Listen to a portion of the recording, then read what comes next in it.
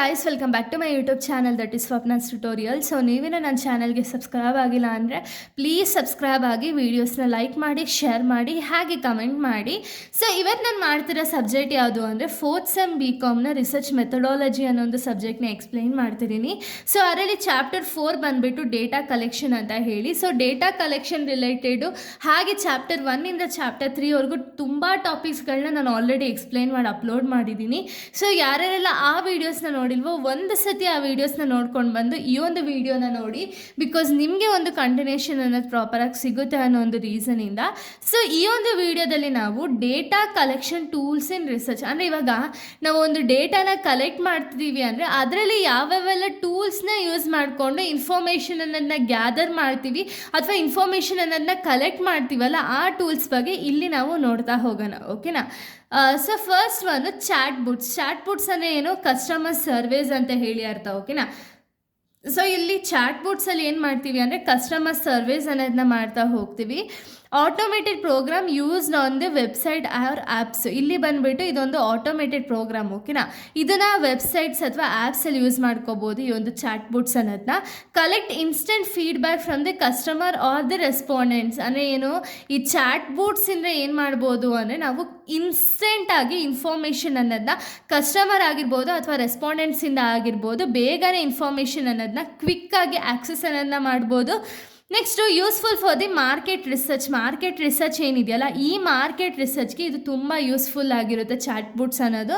Next provide real time respondents and decrease the manual efforts. ಅಂದರೆ ಏನು, ಇಲ್ಲಿ ನಮಗೆ ಚಾಟ್ ಬುಟ್ಸಿಂದ ಏನಾಗುತ್ತೆ ಅಂದರೆ ಕಸ್ಟಮರ್ ಸರ್ವಿಸ್ ಅನ್ನೋದನ್ನ ಮಾಡ್ಬೋದಲ್ವಾ.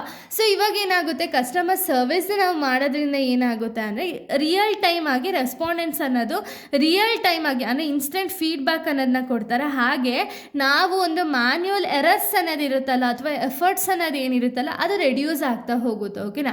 ಇನ್ಸ್ಟೆಂಟಾಗಿ ನಮಗೆ ಆಲ್ರೆಡಿ ಸಿಸ್ಟಮಲ್ಲಿ ಬಂದಿರೋ ರೀಸನಿಂದ ನಾವು ಮತ್ತೆ ಎಂಟ್ರಿ ಮಾಡೋ ಅವಶ್ಯಕತೆ ಇರಲ್ಲ, ಬೇಗನೆ ಕ್ವಿಕ್ಕಾಗಿ ಕೆಲಸ ಅನ್ನೋದಾಗುತ್ತೆ. ಇದೆಲ್ಲ ಚಾಟ್ ಬುಟ್ಸ್ ಅನ್ನೋದು ಹೆಲ್ಪ್ ಮಾಡ್ತಾ ಹೋಗುತ್ತೆ. ಓಕೆನಾ? ನೆಕ್ಸ್ಟು ಗೂಗಲ್ ಫಾರ್ಮ್ಸ್ ಅಂದರೆ ಏನು, free online questionnaire tool use mainly in the academic research. ಅಂದರೆ ಏನು, ಇದು ಬಂದುಬಿಟ್ಟು ಕ್ವಶನರಿ ಅನ್ನೋದು ಇರುತ್ತೆ. ಓಕೆನಾ? ಅವ್ರ ನೇಮು, ಕ್ಲಾಸ್ ಏನು ಸ್ಟಡಿ ಮಾಡ್ತಿದ್ದಾರೆ ಅನ್ನೋದು ಕಂಪ್ಲೀಟ್ ಡೀಟೇಲ್ಸ್ ಇರುತ್ತೆ. ಈ ಒಂದು ಆನ್ಲೈನ್ ಕ್ವಶನರಿ ಬಂದುಬಿಟ್ಟು ಇದನ್ನು ಅಕಾಡೆಮಿಕ್ ರಿಸರ್ಚ್ಗೋಸ್ಕರ ಯೂಸ್ ಮಾಡ್ತಾರೆ. ಓಕೆನಾ? ಗೂಗಲ್ ಫಾರ್ಮ್ಸ್ ಅನ್ನೋದು. So hello easy creation of service ಅಂದರೆ ಏನು, ಈ ಒಂದು ಗೂಗಲ್ ಫಾರ್ಮ್ಸಿಂದ ನಮಗೆ ಈಸಿಯಾಗಿ ಸರ್ವಿಸ್ ಅನ್ನೋದನ್ನ ಕ್ರಿಯೇಟ್ ಮಾಡೋದಕ್ಕೆ ಹೆಲ್ಪ್ ಅನ್ನೋದು ಮಾಡುತ್ತೆ.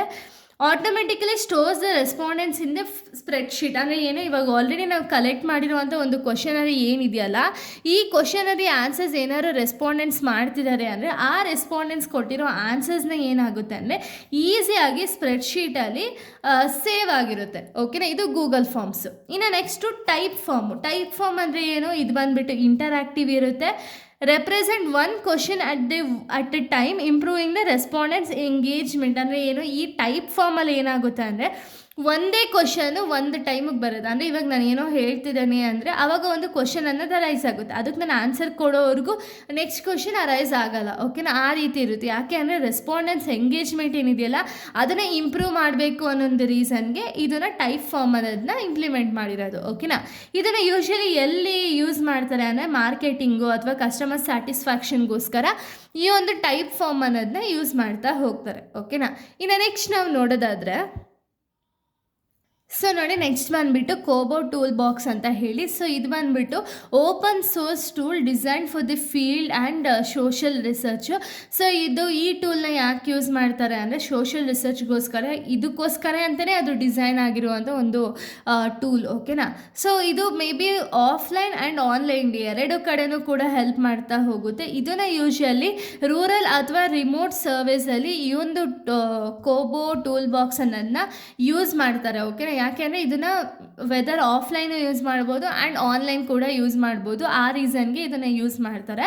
ಸೊ ಇದನ್ನು ಯಾರು ಜಾಸ್ತಿ ಯೂಸ್ ಮಾಡೋದು ಅಂದರೆ NGOಸು ಅಥವಾ ಗೌರ್ಮೆಂಟ್ ಪ್ರಾಜೆಕ್ಟ್ಸ್ ಮಾಡಬೇಕಾದ್ರೆ ಈ ಒಂದು ಕೋಬೋ ಟೂಲ್ ಬಾಕ್ಸ್ ಅನ್ನೋದನ್ನ ಯೂಸ್ ಅನ್ನೋದನ್ನ ಮಾಡ್ತಾ ಹೋಗ್ತಾರೆ. ಓಕೆನಾ. ಸೊ ಇಷ್ಟು ಕೂಡ ಒಂದು ಟೂಲ್ಸ್ ಆಗಿದೆ. ಓಕೆನಾ.